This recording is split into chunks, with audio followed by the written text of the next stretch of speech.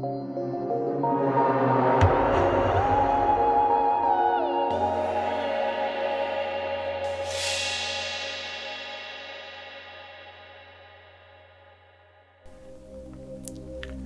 let's talk about angels at this point in our human timeline of existence.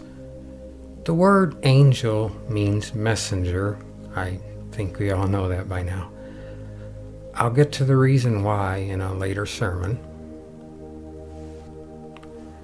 I'll also answer the question of, do angels have a gender identity, in a later sermon, since that kind of isn't relevant right now for this sermon. God filled heaven with cognitive thinking souls. The Bible on more than one occasion speaks of heaven being filled with angels, and since heaven is an endless realm, we can only assume that there are a lot of angels. These angels, from the instant that they were created, began to learn. How were they created?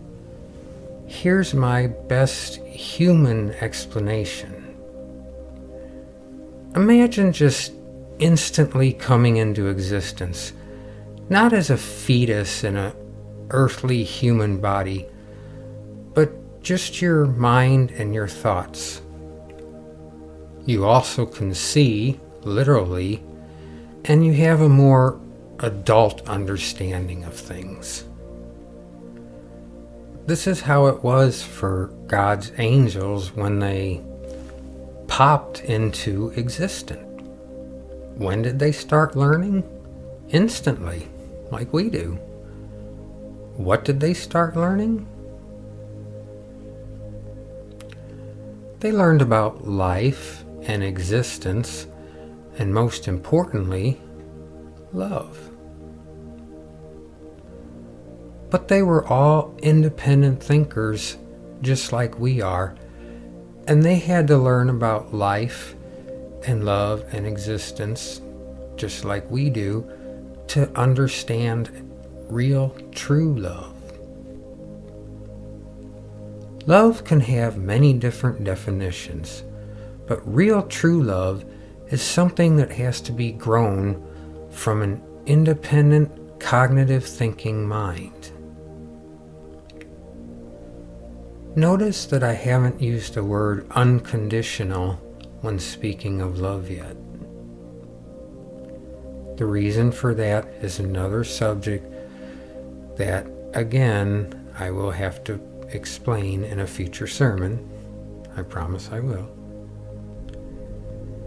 If you try to make someone or something love you, that isn't real love. Hint, real true love is conditional. We have a very nasty word for forced love. We call it rape. Real true love is an emotion or feeling. To bring real true love to its fruition, it has to be perfect by our definition of the word perfect. And it has to be real, or as we humans like to say, it has to come from the heart. But we know that it really doesn't come from a human heart. It comes from a cognitive, intelligent, independent, logically thinking mind and soul. Or another way of putting it, deep from within our souls. As the souls of the angels grew in their angelic community, and they learned about life and existence, a ranking system emerged in their society. I spent some time in the military, so I have an understanding of how the military ranking system works. I don't know how this angelic ranking system worked exactly. I think their angelic ranking system may have had something to do with how quickly they were learning about life and what it was they were supposed to learn about being civil. The Bible speaks of 9 different ranked titles that the angels had, each one with a different responsibility. I'm not going to dive deep into the angelic ranking system in this sermon because I want to stay on track with the title subject of the sermon. But again, I promise I will get to that in a later sermon. The next thing I want to explain, I'm going to describe using images that are better understood by the human mind, since I really don't have a clear vision of what it is that I'm trying to say. 2 of the angels rose to such high favor with God that they were given the privilege to sit with God on God's throne. To the left of God sat the archangel Michael. To the right of God sat the archangel Lucifer, later to be replaced by Jesus Christ. The last book of the Bible, in Revelation chapter 12, verses 7 through 10, explains to us exactly what happened in heaven at the beginning of our creation. Different translations use different words to describe what took place. Some translations say that war broke out in heaven. Other translations say that conflict broke out in heaven. I personally like to use the word conflict because I think it's a softer of a word and more accurate of a word to use, or more accurately describes what really happened in heaven at the very beginning of our creation. What was this conflict? What was it that the angelic community started to argue about? They started to argue about how to coexist. Who started this argument or this debate? Lucifer did. Lucifer proposed a way of governing or how the angelic community should coexist. The Bible says that Lucifer created the first sin. How did Lucifer create the first sin? That would be Lucifer's proposal to the other angels. Lucifer proposed that all the living souls coexist by being selfish.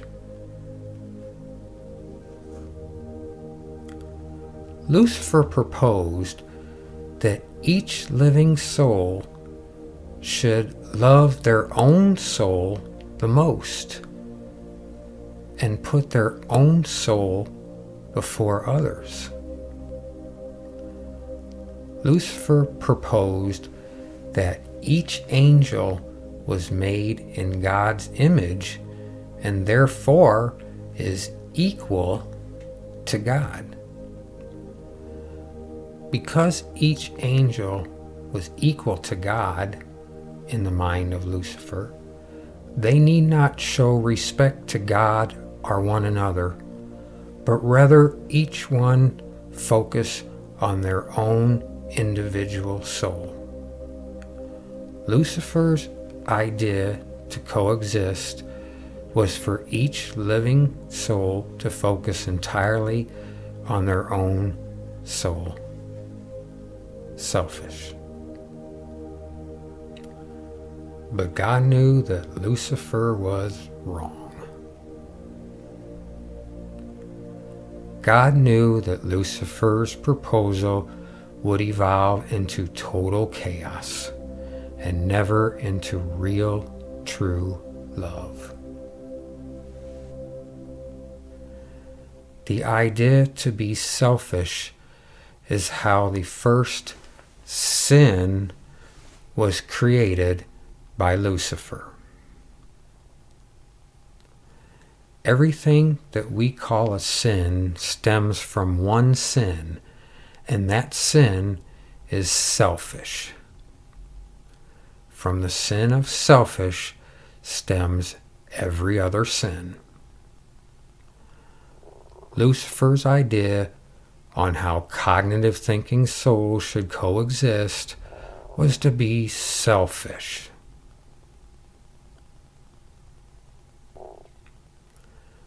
This is how the Bible accurately describes how the archangel Lucifer created the first sin.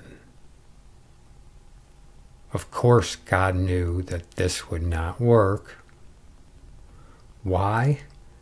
Because the total and complete opposite of real true love is selfish. And real true love is the whole reason and meaning for the final expansion and completion of existence.